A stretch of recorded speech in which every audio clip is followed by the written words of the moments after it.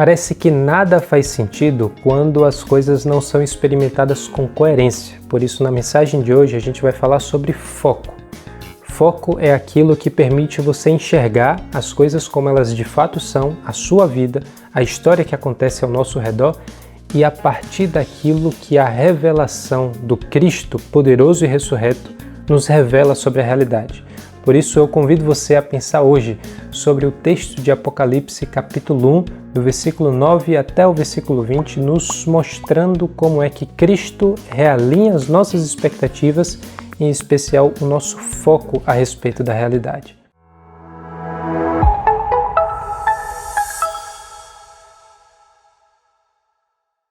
Foco. Essa parece ser uma capacidade muito desejada e muito ameaçada em nosso tempo. Nós estamos acostumados e nós naturalizamos consumir muita informação e ser submetido a muito mais informação do que a gente consegue digerir e compreender, e quase que a totalidade dessas informações vem por uma comunicação sem contextualização. A informação está fora do cenário, o personagem não pertence ao enredo. Então a gente, por exemplo, consome informações que vêm pelas redes sociais. Eu tenho certeza que você, assim como bilhões de pessoas, estão acostumadas a rolar a tela com vários posts diferentes em que cada um fala sobre uma coisa que não dá o seu contexto, que não tem uma conexão direta com aquilo que é a sua experiência, e nós naturalizamos viver olhando informações que são partidas, que são quebradas, que são desconectadas entre si.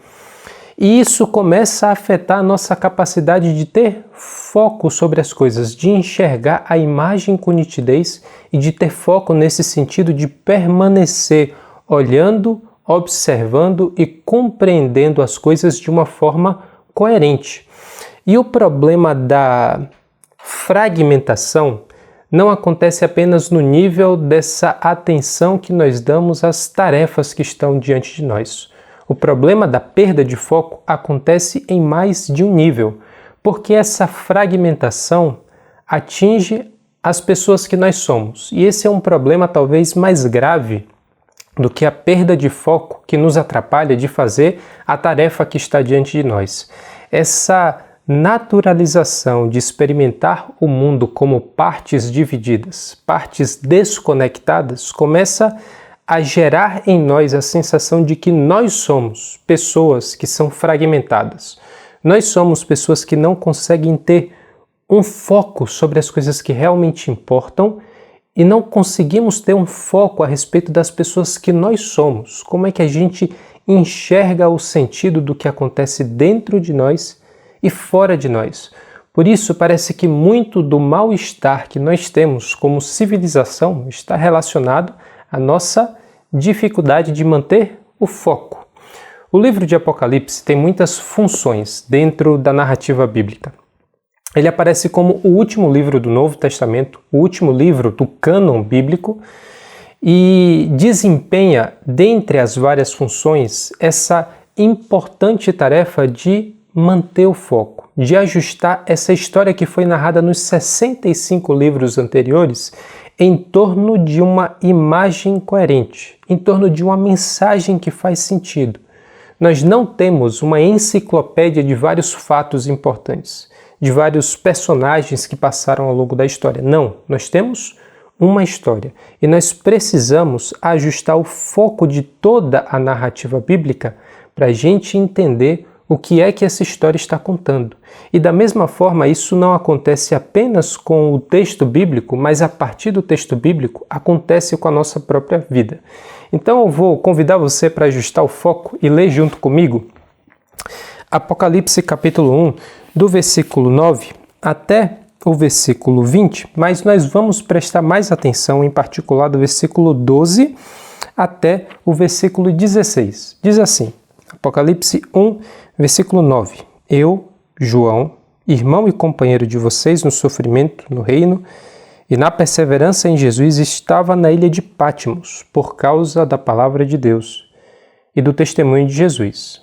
No dia do Senhor, achei-me no Espírito, E ouvi por trás de mim uma forte voz, como de trombeta, que dizia: escreva num livro o que você vê e envie a estas 7 igrejas: Éfeso, Esmirna, Pérgamo, Tiatira, Sardes, Filadélfia e Laodiceia. Voltei-me para ver quem falava comigo. Voltando-me, vi 7 candelabros de ouro, e entre os candelabros alguém semelhante a um filho de homem, e com uma veste que chegava aos seus pés, e um cinturão de ouro ao redor do peito. Sua cabeça e seus cabelos eram brancos como a lã, tão brancos quanto a neve, e seus olhos eram como chama de fogo. Seus pés eram como um bronze numa fornalha ardente, e sua voz como o som de muitas águas. Tinha em sua mão direita 7 estrelas, e da sua boca saía uma espada afiada de 2 gumes. Sua face era como o sol quando brilha em todo o seu fulgor. Quando vi o Espírito, caí aos seus pés como morto. Quando o vi, caí aos seus pés como morto. Então ele colocou sua mão direita sobre mim e disse: não tenha medo. Eu sou o primeiro e o último. Sou aquele que vive e estive morto, mas agora estou vivo para todo sempre. E tenho as chaves da morte e do Hades. Escreva, pois, as coisas que você viu, tanto as presentes como as que acontecerão. Este é o mistério das 7 estrelas que você viu em minha mão direita e dos 7 candelabros. As 7 estrelas são os anjos das 7 igrejas e os 7 candelabros são as 7 igrejas. Bom, a gente olha para aquilo que é a realidade da nossa vida e a gente percebe um grande desafio que é de manter a coerência. Existe a dificuldade de manter a coerência no sentido óbvio da palavra, que é fazer aquilo que nós falamos. Mas existe um sentido um pouco diferente e tão importante quanto, que é manter a coerência entre as partes da nossa vida. Se eu perguntasse para você por que você trabalha com o que você trabalha, muita gente responderia, talvez seja o seu caso, porque eu preciso ter o que comer.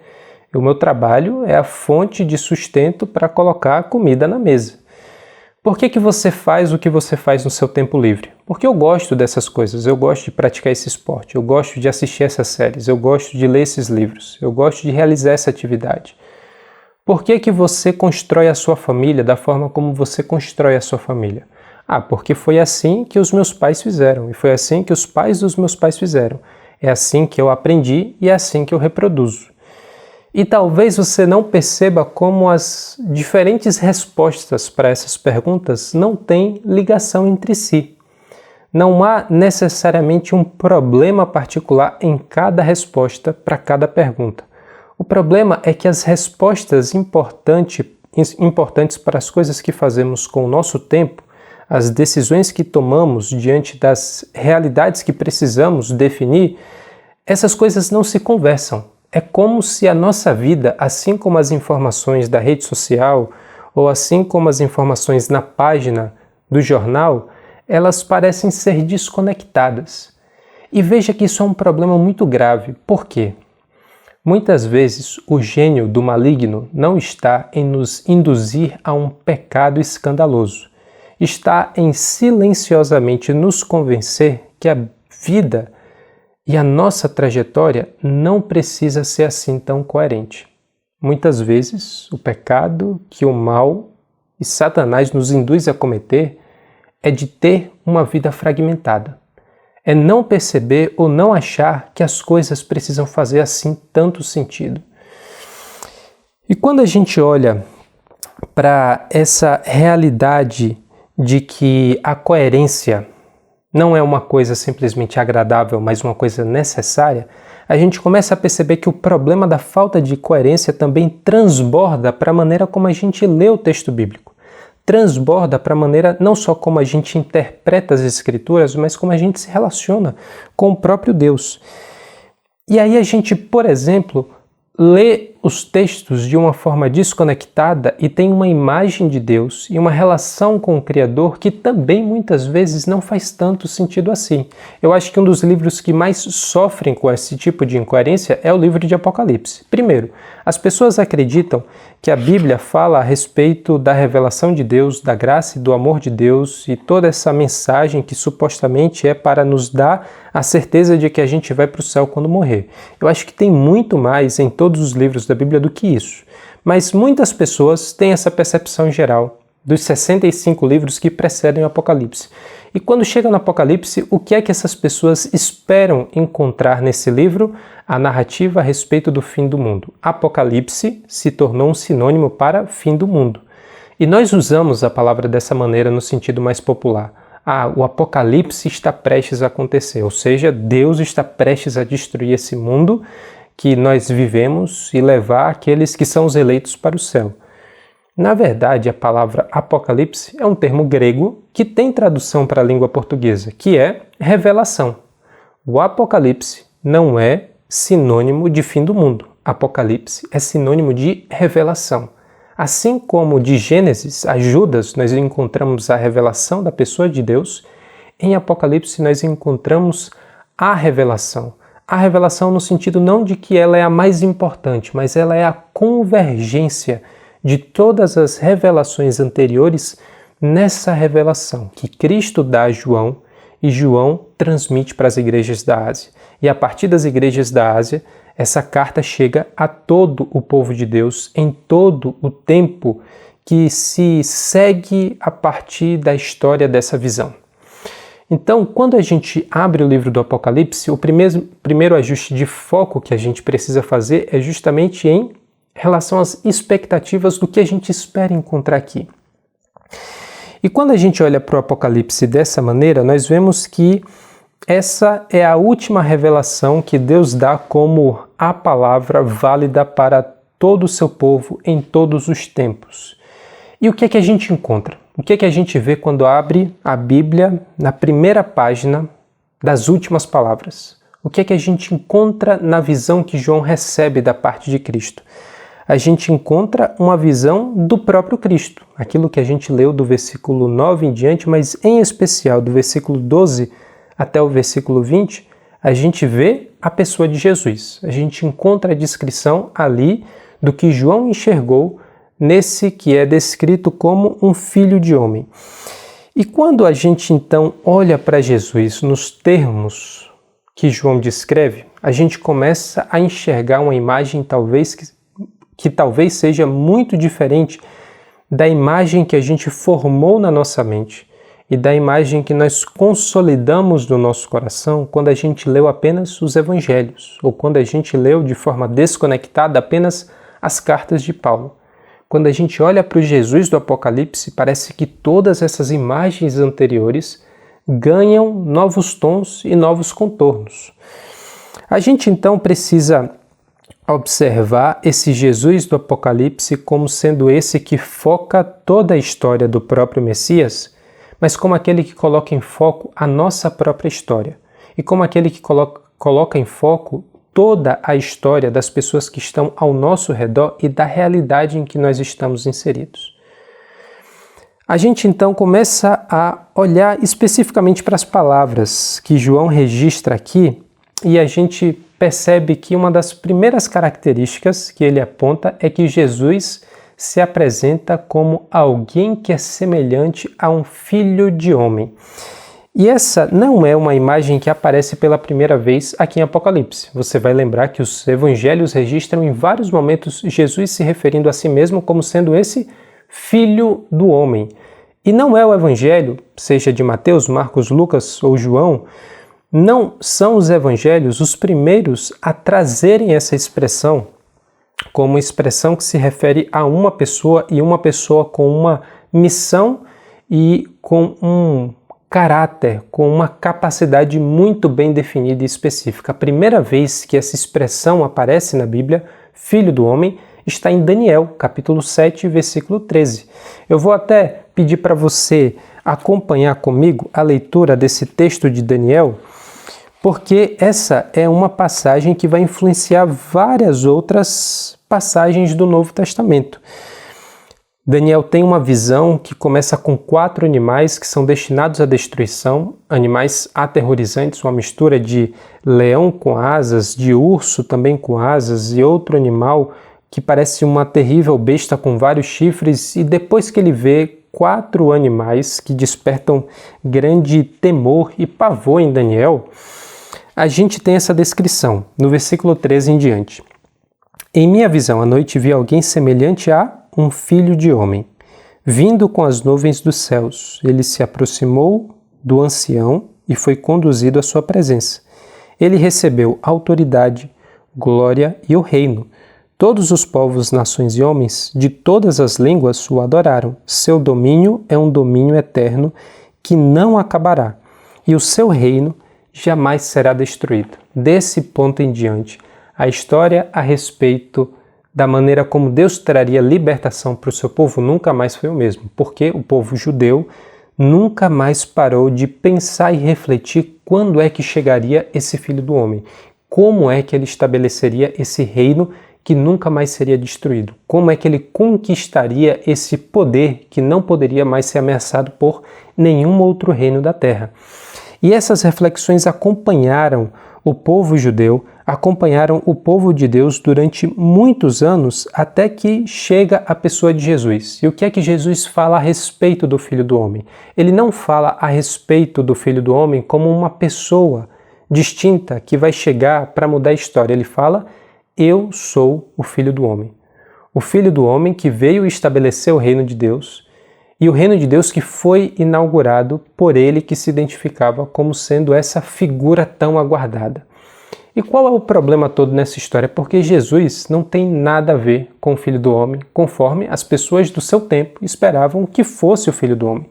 As pessoas esperavam, a partir da descrição de Daniel, esse homem que receberia domínio, glória, poder e um reino que não mais poderia ser abalado, esperava alguém que viesse com voz de trovão, que viesse com a espada empunhada e que não pudesse ser derrotado por nenhum tipo de ameaça militar, por nenhum tipo de poder econômico, alguém que revelasse o poder que era necessário para libertar o povo judeu desse domínio romano e mais extensamente desse exílio que nunca acabava, porque teve a Babilônia, mas depois teve o domínio persa, depois teve o domínio dos gregos, depois teve o domínio dos romanos, e parece que nunca acaba esse domínio e esse exílio dos estrangeiros que trazem sofrimento para o povo de Deus.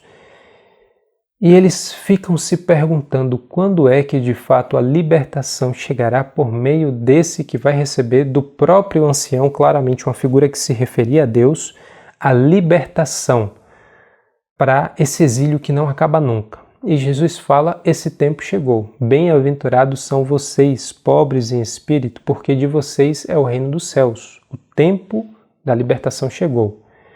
Qual é o problema nessa quebra de expectativa? É que esse mesmo Jesus que se identifica como Filho do Homem morre pregado numa cruz e escorre sangue, demonstrando toda a sua fragilidade e todo o poder que Roma teve sobre o seu corpo. Esse Jesus, antes mesmo de sofrer essa morte humilhante, ele se dá o trabalho de almoçar com a prostituta, de jantar com o coletor de impostos, de parar tudo o que está fazendo para abençoar as crianças, de gastar tempo e curar pessoas que não tinham importância nenhuma para o reino, conforme as pessoas conheciam aquele reino, ou os reinos da terra que dominavam na maneira como aquelas pessoas estavam acostumadas a experimentar poder. Jesus tinha o Império Romano inteiro à sua frente, esperando por ser derrotado, esperando por ser destronado para que ele estabelecesse o seu reino. E o que é que ele faz? Ele para gastar todo o tempo do mundo com essas pessoas que não têm importância nenhuma. A quebra de expectativa é muito grande. A incoerência, a aparente perda de foco ou incapacidade de Jesus de enxergar as coisas como elas de fato são, causou escândalo em muitas pessoas do seu tempo, causou descrédito para ele na visão e na interpretação de muitas pessoas do seu tempo, e mesmo para as pessoas que acreditaram nele, demorou muito para que eles conseguissem enxergar as coisas da mesma forma como Jesus enxergava. Demorou muito para que aquelas pessoas pudessem lembrar das palavras que ouviram e nunca tinham entendido, e depois que Jesus morre e ressuscita, eles dizem: Ah, era isso que ele estava falando. Era sobre essas coisas que a sua morte e a sua ressurreição significavam, e aquilo que ele queria transmitir, aquilo que ele estava comunicando, mas aquilo que a gente não conseguia entender. Então essa mudança profunda no coração, na visão, na percepção de realidade, essa mudança de foco, de onde é que os raios estão convergindo, foi um processo muito doloroso e muito demorado até para os discípulos de Jesus. Só que essa incoerência era um problema muito diferente para as pessoas que estavam recebendo essa carta de João. João escreve na década de 90 e Jesus viveu próximo à década de 30. Então existe aproximadamente 60 anos que separam a segunda ou terceira geração de de discípulos de Jesus, entre judeus e gentios, e aqueles primeiros discípulos de Jesus que andaram com ele na Galileia. Por quê? Para esses discípulos de Jesus que estão aqui na década de 90, na região da Ásia, nessas 7 igrejas que a gente acabou de ler no capítulo 1, o desafio era diferente. Para os primeiros discípulos, o desafio era manter essa visão dos céus, essa realidade gloriosa divina, junto com a pessoa que estava diante deles. Junto com esse Jesus que estava comendo peixe, andando no barco, dormindo, sentindo cansaço, se alegrando com aquelas pessoas. Era aceitar o fato de que tudo aquilo que ele falava a respeito da pessoa divina estava concentrada na pessoa de Jesus. Mas para aqueles que estavam na década de 90, a história talvez fosse mais fácil de aceitar. Eles estavam muito familiarizados com a história de Jesus e com a historicidade, porque isso foi narrado pelos discípulos e eles estavam ouvindo isso do próprio João. O João que andou com Jesus na Galileia, que foi com Jesus por Jerusalém, que viu a sua crucificação, que foi testemunha desse Jesus ressurreto. E não só João, mas os discípulos dos discípulos ainda estavam vivos. Então a história talvez não fosse o principal problema. Talvez o principal problema fosse diante das dificuldades históricas que eles estavam vivendo, ou seja, completa perseguição do Império Romano, completo aparentemente fracasso da mensagem do Evangelho. Esse Jesus que vocês estão dizendo que foi morto, ele ressuscitou, ele está governando toda a história e vocês, como pequenas comunidades de fé, estão sendo perseguidos pelo Império Romano, não tem poder econômico nenhum, não tem poder político nenhum, e vocês estão dizendo que ele é o Filho do Homem? Talvez a principal dificuldade fosse que a história e as particularidades da perseguição e dificuldade que eles viviam esmagassem no coração deles a visão dos céus. O problema era quase que o inverso dos primeiros discípulos. Nos primeiros discípulos como é que o céu se concentra na pessoa de Jesus. E para os outros discípulos como é que esse Jesus, diante das histórias que nós estamos vivendo, de fato correspondem àquilo que em algum momento a gente acreditou que era a realidade e a visão dos céus. Era permitir que a história mantivesse viva a perspectiva daquilo que a visão de João revela para aquelas pessoas. E é por isso que essa visão chegou no tempo certo. Era o momento de reintroduzir para aqueles primeiros, ou para aqueles cristãos que estavam na década de 90 nas igrejas da Ásia, era importante reintroduzir para essas pessoas o esplendor desse Cristo conforme o esplendor apocalíptico do Filho do Homem. O Filho do Homem que vocês sempre leram e sempre acreditaram, de fato, é aquilo que está governando a nossa vida e a nossa história até hoje. Veja que essa descrição e essa percepção do Cristo aparece de uma maneira muito diferente do que os evangelhos narram. Se a gente ficasse apenas com a imagem de Jesus em torno do mar da Galileia, a gente já tem a impressão sempre de Jesus como esse homem frágil que estava susceptível ao cansaço, à doença, à dor, à perseguição. E por mais que esse seja o Evangelho ou a realidade de Jesus que de fato revelou quem é o Pai, nos mostrou o que é a sabedoria e o poder divino, essa não é toda a realidade. Essa não é toda a clareza e o poder que há na pessoa de Jesus. Por isso a gente precisa saber ver e entender mais do que aquilo que a gente vê apenas nos evangelhos. Aquilo que é a revelação de Apocalipse é fundamental e é essencial. E a primeira coisa que João narra para a gente da sua visão no versículo 12 é: voltei-me para ver quem falava comigo. Ele viu 7 candelabros, depois dos candelabros ele viu alguém semelhante ao Filho do Homem, e uma veste que chegava aos seus pés e um cinturão de ouro ao seu redor, ou ao redor do peito. Nesse versículo 13, a gente vê a descrição claramente de uma roupa que estava associada com uma função. Antes de saber qual é a aparência do Filho do Homem, a gente tem uma descrição da sua função. Essa roupa é introduzida pela primeira vez em Arão, lá em Êxodo, capítulo 29, no versículo 5, quando Arão deve usar essa roupa que vai até os seus pés, esse cinturão em torno do seu peito, como uma indicação da sua função sacerdotal.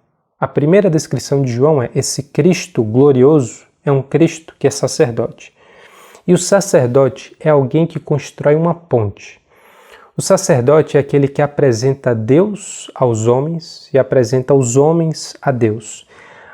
Aquele caminho que não poderia ser trilhado, aquela proximidade que não poderia acontecer, agora pode acontecer. Essa relação que antes estava quebrada, fragmentada e era impossível, pela primeira vez é restabelecida porque o sacerdote construiu um caminho que não existia.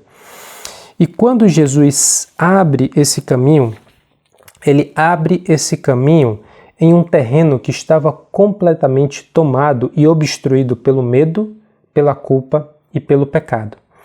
Jesus, ele estabelece essa relação como esse sacerdote e ele faz isso a partir daquilo que ele conquista na cruz, mas a partir também daquilo que ele revela do seu próprio caráter divino. Porque quando a gente começa a olhar para as outras características, a gente começa a ver que a descrição em torno das imagens é um pouco incoerente. Se a gente fosse só imaginar esse Jesus com uma roupa que vai do seu pescoço até os seus pés, esse cinturão, olhar para os seus cabelos brancos, para os seus olhos em chama, para a palavra que sai como uma espada da sua boca, para os seus pés de bronze, a gente começa a observar que é uma imagem bastante assim poluída, parece que são todos símbolos que não têm relação nenhuma um com o outro, mas o significado de cada uma dessas coisas mostra que existe muita coerência, e a coerência é entre aquilo que Jesus faz e aquilo que Jesus é.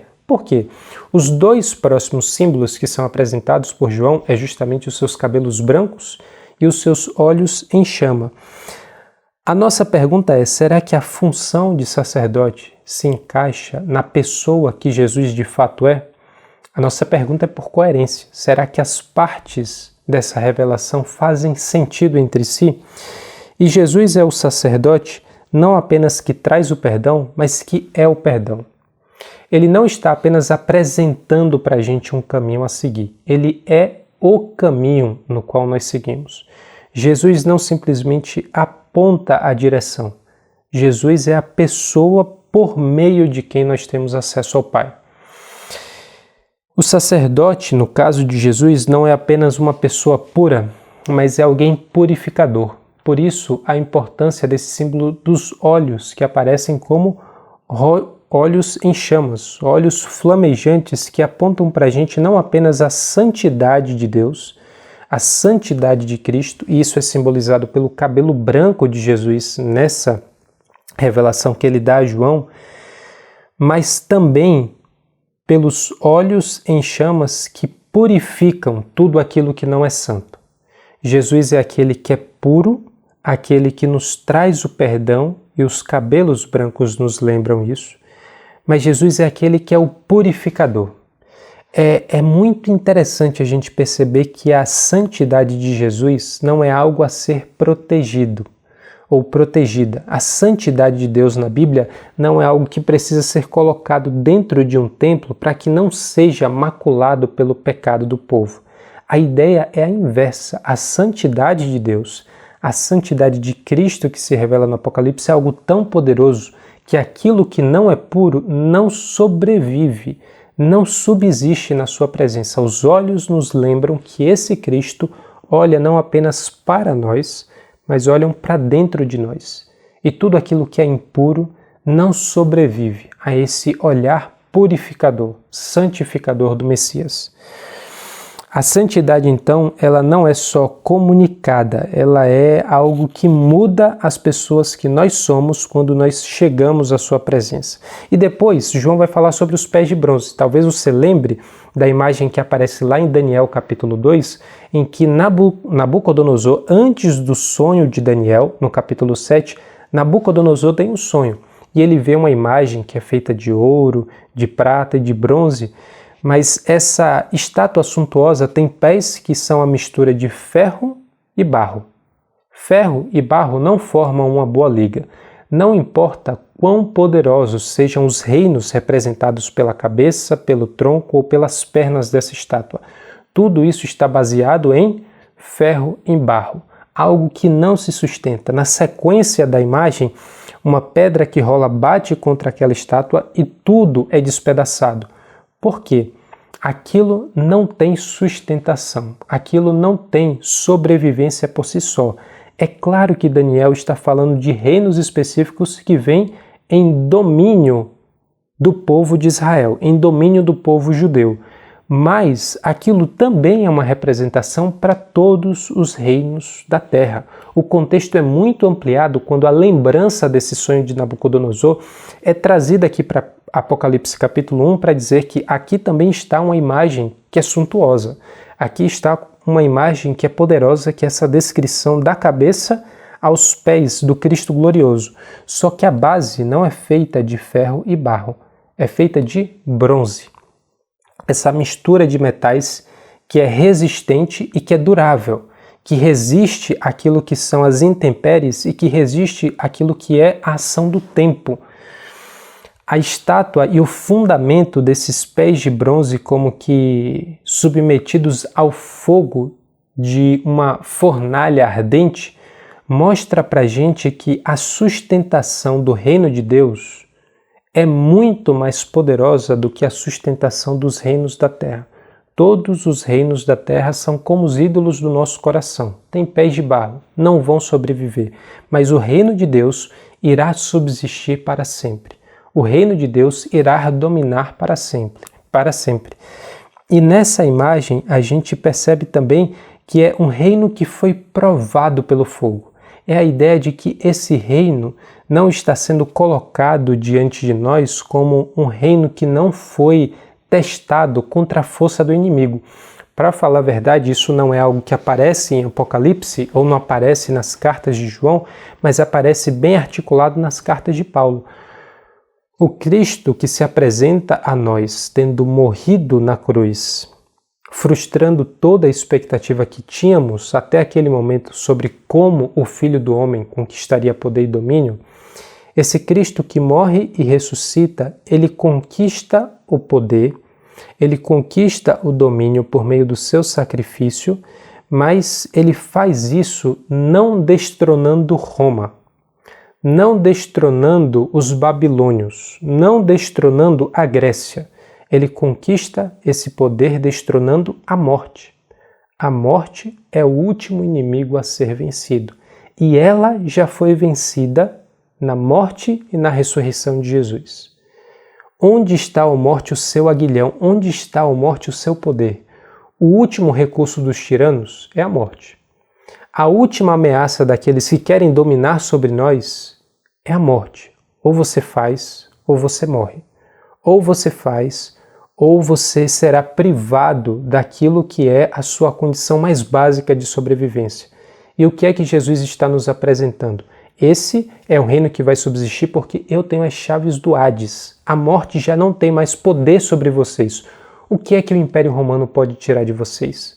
O que é que os tiranos e os reinos dessa terra podem tirar de vocês? A vida? Não. A vida está em minhas mãos. Ainda que você morra nesse corpo, você viverá eternamente, porque o que importa não é se nós passamos ou não passamos pela primeira morte, ou hoje ou amanhã.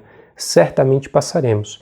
mas o que importa é se vamos ou não passar pela segunda morte, a morte eterna. O reino de Deus é esse reino que se fundamenta em pés de bronze como que provados pelo fogo, porque é um reino que não será destruído por nenhum outro reino desse mundo. Então a gente segue nessa descrição de João e a gente percebe também que ele fala não apenas nessa passagem o que Jesus comunica a ele. Para falar a verdade, pouquíssimas palavras da própria pessoa de Jesus aparecem aqui, mas fala-se muito sobre o como Jesus fala com João.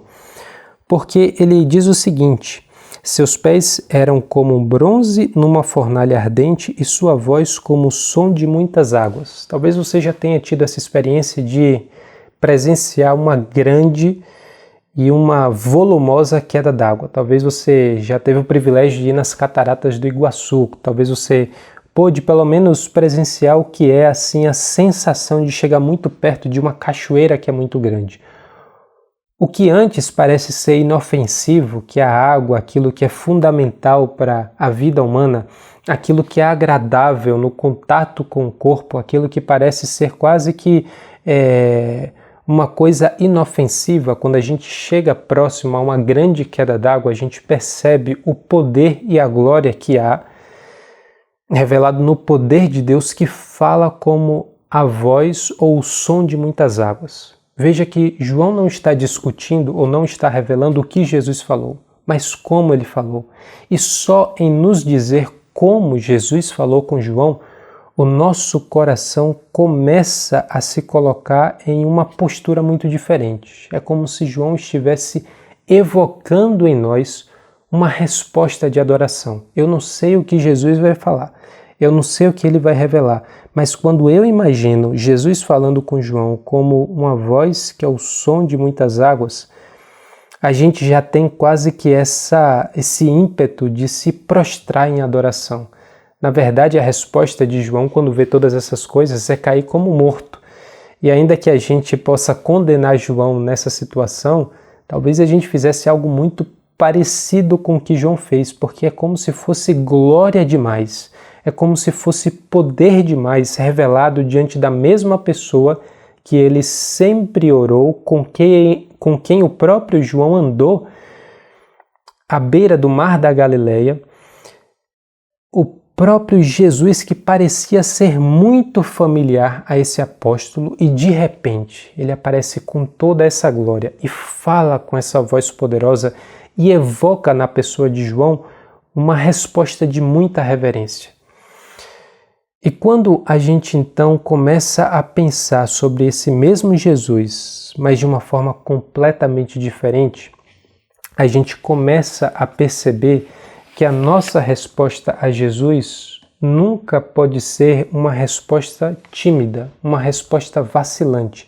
Ninguém diante de uma voz que parece o som de um trovão, a voz como o som de muitas águas, fala cochichando, fala vacilante. Essa pessoa externa e essa pessoa transborda em adoração. Mas João não para por aí, porque ele vai seguir e vai dizer o seguinte: tinha em sua mão direita 7 estrelas, e da sua boca saía uma espada afiada de 2 gumes. As 7 estrelas, muito provavelmente, as 7 estrelas que eram planetas, identificadas como essas estrelas móveis na antiguidade, serviam para as religiões populares como o guia para a orientação de como os eventos aconteceriam no futuro, o que hoje a gente conhece como astrologia. No passado, o conhecimento do movimento das estrelas era tão valorizado como é hoje, ou talvez muito mais valorizado. As religiões populares, em boa parte, era definido a partir da leitura de como os astros estavam se movendo no céu. E as pessoas que podiam fazer essa leitura eram pessoas muito respeitadas, o seu serviço era muito valorizado. E por que é que Apocalipse então introduz esse elemento que é tão antagônico à nossa compreensão sobre o significado dos planetas, o significado das estrelas? Porque João está entrando numa discussão com a sua época. João está entrando em uma polêmica com a sua época, que é para dizer: Vocês acreditam que os rumos da história são determinados pelo movimento das estrelas. E onde é que estão essas estrelas? Na mão de Deus. João e Jesus não estão validando a crença popular. O que eles estão dizendo é: as estrelas são criação divina. Elas não estão governando a história. As estrelas são propriedade de Deus. A história é governada pela mão do Cristo ressurreto. Esse Cristo que morreu, pregado numa cruz, sangrando como um homem humilhado, é aquele Cristo ressurreto, poderoso e glorioso, que tem em seu domínio o governo de todo o cosmos, de todo o universo. Todas as histórias e toda a história está em sua mão. Então, a imagem de João também é muito poderosa para comunicar para aquelas igrejas: olha, aquilo que está acontecendo não é determinado por Roma. Aquilo que está acontecendo não é determinado pelas contingências que vocês estão enfrentando. Todo o cosmos obedece àquilo que é a ação da mão de Deus. E o fato que essas estrelas estão na mão direita de Jesus significa que elas estão prontas para o uso. Significa que elas estão prontas para ser feito aquilo que Jesus se propõe a fazer. Um pouco mais para frente, o texto vai identificar as estrelas como sendo os anjos das igrejas, ou seja, aquilo que parecia ser os astros que determinavam a história passam a ser os anjos usados por Deus como anjos ministradores para atuar na vida daquelas pequenas congregações, na vida daquelas pequenas comunidades. A gente tem uma mudança completa na percepção, uma mudança completa no foco de como é que as coisas realmente estão se desenrolando ao longo da história. E depois, João, então, enfim, vai falar sobre a espada. Ele diz o seguinte: tinha em sua mão direita as estrelas e da sua boca saía uma espada afiada de 2 gumes. Claramente, aquilo que João está fazendo referência é as palavras de Jesus. As palavras que saem da boca de Jesus são comparadas a uma espada afiada de 2 gumes, que corta dos 2 lados. Por que isso é importante? Existe muita guerra narrada na Bíblia. Existem muitos conflitos armados que são narrados no Antigo Testamento e também no Novo Testamento. A presença do Império Romano era a presença da espada.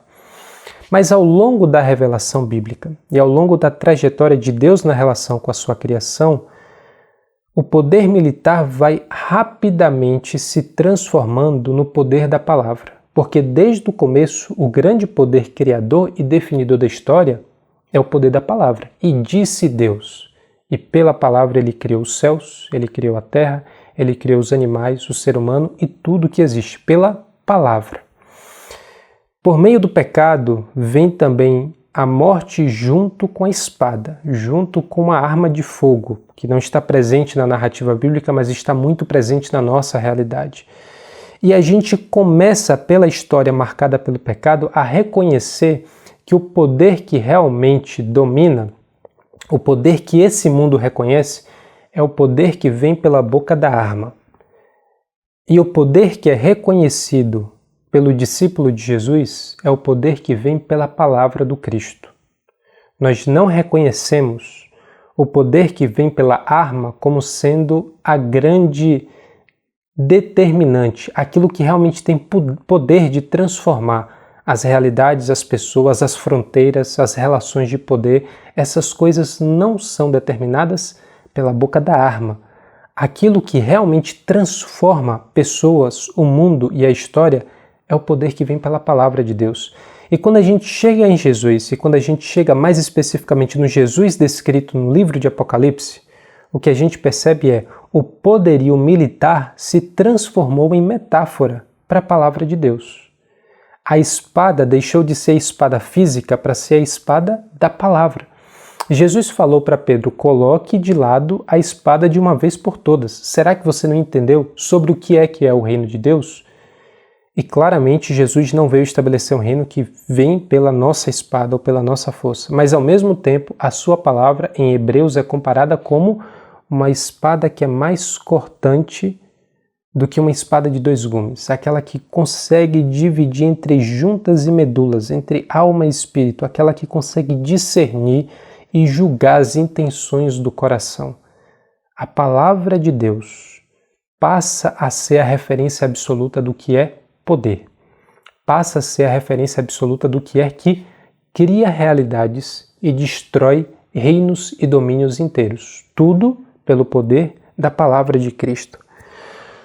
Por isso a gente chega quase ao fim dessa descrição da pessoa de Jesus, porque a gente tem mais um elemento e começa a enxergar para onde é que tudo isso está caminhando. No final da sua descrição do que ele vê nesse Jesus glorioso, João fala o seguinte: sua face era como o sol. Sua face era como o sol quando brilha em todo o seu fulgor. Você vai lembrar de uma outra passagem muito semelhante a essa, que é quando Moisés, tendo contato com Deus e recebido a lei que vinha da parte de Deus, ele desce do Monte Sinai e as pessoas não podiam olhar para o rosto de Moisés, porque o brilho era forte demais, porque a glória revelada no rosto e na face de Moisés era pesada demais para ser suportada pelo povo de Israel naquela ocasião. E você vai também lembrar que o próprio Moisés desejou ver a face de Deus, e isso foi negado, porque nenhum homem pode ver a face de Deus e permanecer vivo. A face é o que identifica a pessoa, a face é o que realmente diz que você é você, que eu sou eu, e nos dá esse senso de pessoalidade, de uma criação singular. E aqui nós vemos que Jesus recupera esse elemento que foi o desejo de Moisés e recupera também esse elemento que estava na própria oração do povo de Israel há muito tempo, como sendo esse desejo de todo ser humano. Você vai lembrar do texto da bênção sacerdotal que está lá em Números, capítulo 6, e especificamente no versículo 25, a bênção diz o seguinte: o Senhor faça resplandecer o seu rosto sobre ti e te conceda graça. O desejo de todo o coração humano, a necessidade de toda pessoa que é feita em amor pelo Criador é poder ver esse rosto e essa face que concede graça, esse rosto que resplandece, que brilha sobre nós e nos dá a paz que vem de Deus. Isso acontece de uma forma última e definitiva na pessoa de Jesus. É isso que acontece aqui, na visão que João recebe, e é isso que acontece toda vez que nós ajustamos o nosso foco e a nossa percepção da realidade para enxergar que é esse Cristo que nós estamos adorando. O seu rosto era como o sol quando brilha em todo o seu fulgor. Sua face brilha de uma forma que praticamente não pode ser suportada por João. A gente então começa a perceber que, longe de formar uma imagem incoerente, que longe de descrever para a gente um Galileu pálido e impotente, João está mostrando o seguinte: aquele mesmo homem que viveu entre nós é o Cristo que agora está governando sobre todos os reinos. O mesmo homem que foi morto brutalmente e injustamente é o Deus poderoso que tem em suas mãos o domínio do universo e em sua boca o poder que irá determinar a história de todas as pessoas e a história de toda a criação. Quando a gente começa a olhar para esse Cristo poderoso com os cabelos brancos, com os olhos em chamas, com a roupa sacerdotal, com esse cinturão que está em torno do seu peito, com o poder e o domínio que lhe foi dado a partir do que estava prometido para ser dado ao Filho do Homem, a gente começa a formar uma imagem muito diferente, não só de Jesus, mas uma imagem muito diferente de quem nós somos, do que é que vale a pena fazer. A gente começa a formar uma imagem muito diferente sobre o que é tudo isso que está acontecendo ao nosso redor. Qual é o reino que irá durar eternamente, porque não é construído sobre pés de barro, mas pés de bronze. Quando a gente olha para esse Jesus glorioso e ressurreto, a única resposta que a gente consegue dar é a resposta da adoração. Todo aquele que vê com mais clareza, todo aquele que enxerga a coerência que existe dentro e fora de si, necessariamente dobra o seu joelho em adoração a esse Cristo poderoso que morreu, ressuscitou e conquistou o domínio sobre todas as nações, sobre todas as pessoas, sobre a sua vida. A questão é se você se submete a esse impulso natural do coração que deseja adorar, porque enxerga as coisas como elas de fato são, enxergam Cristo como esse Deus poderoso que venceu a morte, ou se você deseja viver uma vida de incoerência, uma vida fragmentada, uma vida que não consegue enxergar o sentido que conecta todas as partes da nossa existência. Por isso, viva com foco, viva essa vida de adoração que depois de perder o fôlego, de ver tamanha glória e poder revelados na pessoa de Jesus, começa a enxergar todas as outras coisas com uma perspectiva completamente diferente. Começa a olhar para a história, para si mesmo, para aquilo que faz com o seu tempo, com a sua família, com as suas oportunidades, aquilo que esse Cristo poderoso e ressurreto nos revela que de fato é a realidade. Por isso eu oro e desejo que todos nós sejamos transformados por essa visão da mesma forma que João certamente também foi transformado por ela.